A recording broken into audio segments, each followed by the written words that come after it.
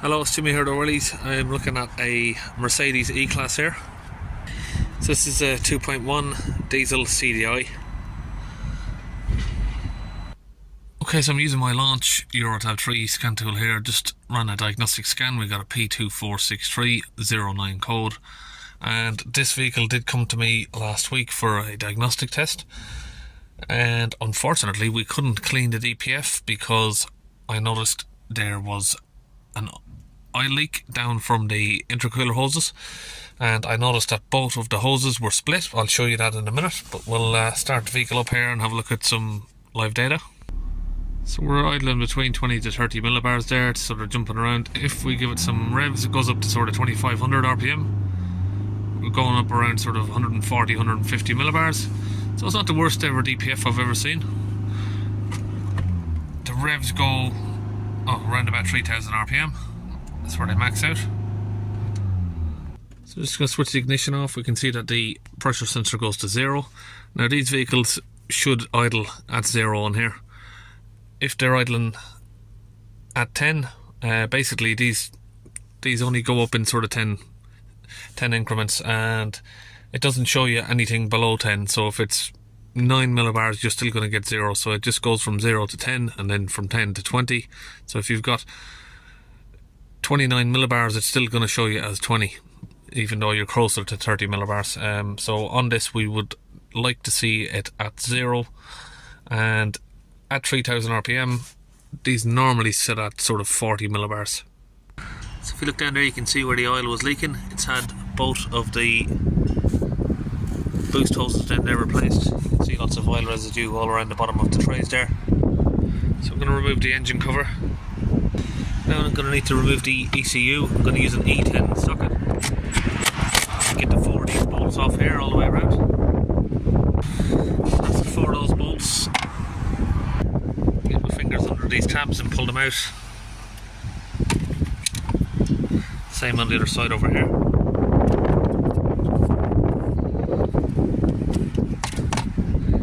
Now we can flip over the ECU. This one should normally clip out this way, but you can see there it's broken already. Just flip that over and we can get the airbox off. So now we're going to remove the airflow meter plug. Just push that back a little bit there. You got a little tab here. So once that's out of the way, we can use a 7mm to open this.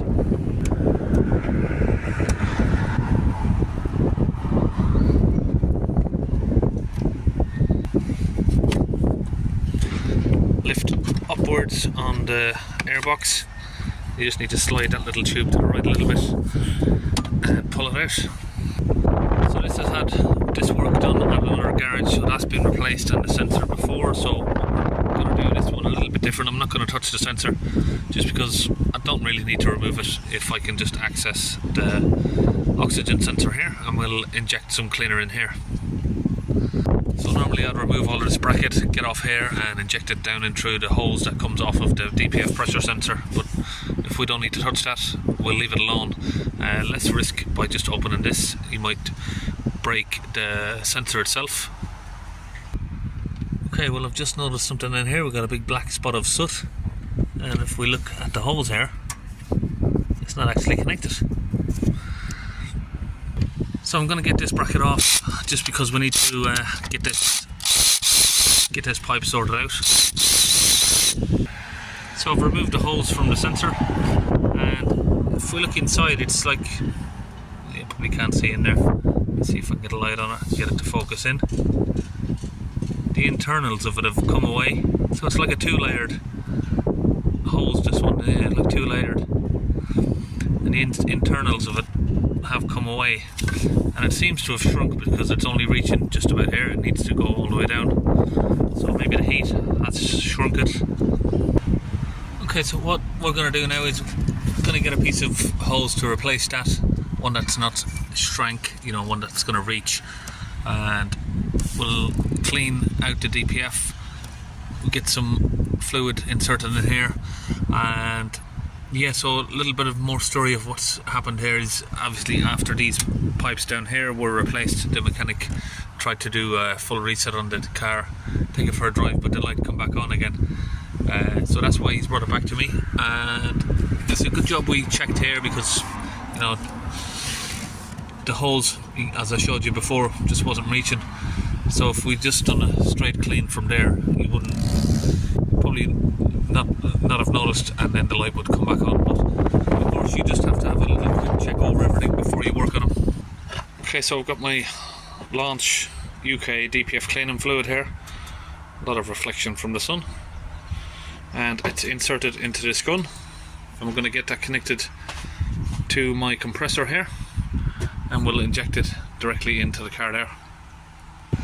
Okay, so I've replaced that hose with some nice strong braided hose here. I've put the heat shield back on the bottom end of it. Now we'll get the DPF cleaning gun attached to that hose, and we can squeeze the trigger, get the fluid pushed in there.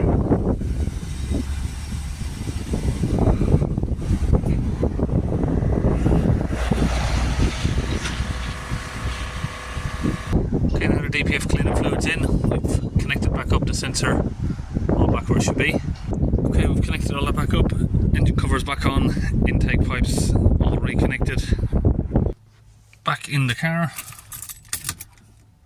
It's done 173,000 this one, and you can see when we started up, service is overdue by 2,500 mile.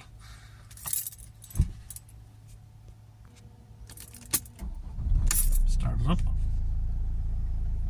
Okay, we've had the ignition off for a bit too long and it's lost connection here. We'll just get it reconnected up.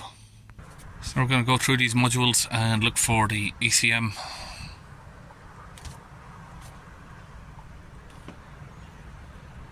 And then we'll go to data stream, look for the particle filter, and we're going to look for the pressure. Okay, so we've got the vehicle running. What we're going to do now is we're going to hold the revs back up high.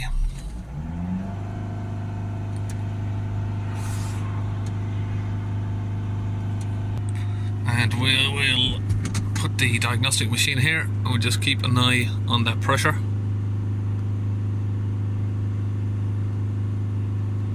I'll just lock that screen. I do know how to lock the screen now so it stops auto focusing.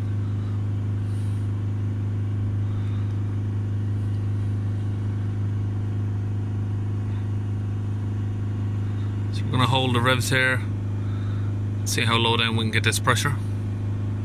Just get the screen in a better position there.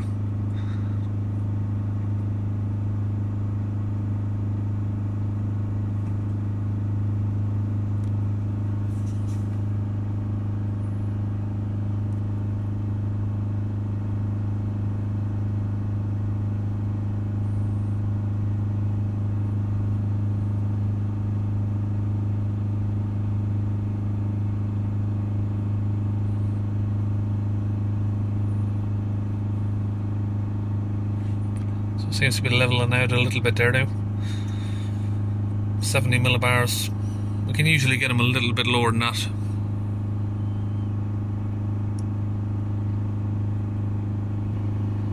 Okay, so when we let go of the accelerator now, we are going down to 0 millibars of pressure. So like I said earlier, that just means that's anything less than 10 millibars, it just reads as 0 on these. Okay, I'm going to exit that live data now, and we will go to special function, teach in process, and do this one.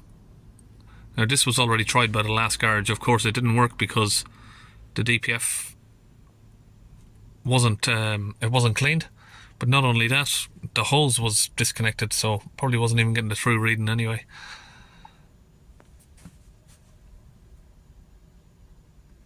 Press F3.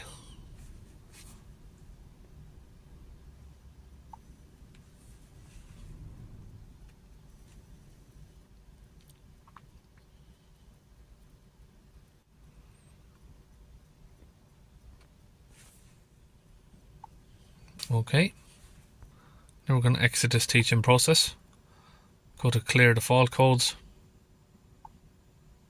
and then we'll read them, make sure they're gone. Then we'll go back to data stream.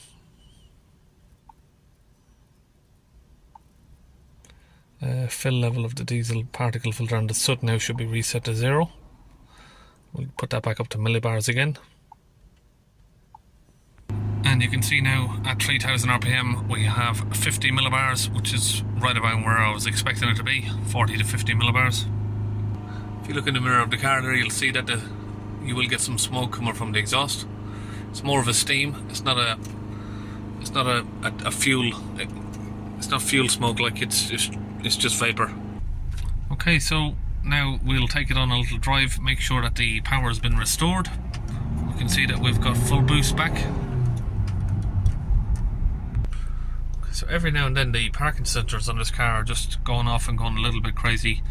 I'm having some terrible connectivity issues. The diagnostic keeps getting cut off, saying the voltage is too low. We had dozens upon dozens of electrical ECU communication errors coming up, and I'm pretty sure this car needs a new battery before I'd even look into anything else. It just looks like it needs a new battery, to be honest, and most of those issues should go away. So on the test drive, just before I've done cleared the fault codes, where the gear change was a bit rough. After I've cleared it on here, that's the parking sensors going crazy again there. After I cleared the fault here with the engine running, it seems to have fixed the problem. Now if I switch the car off and restart it, I lose complete connectivity with the diagnostic. I've got to leave the engine running while I connect it, otherwise if I start the engine, this shuts down and I lose communication from here and I've got to restart it all again. So like I said, if I leave the engine running, it's absolutely fine. It doesn't struggle to read or do any of the live data. Okay, so that's it. We're all finished on this Mercedes, and see you on the next video.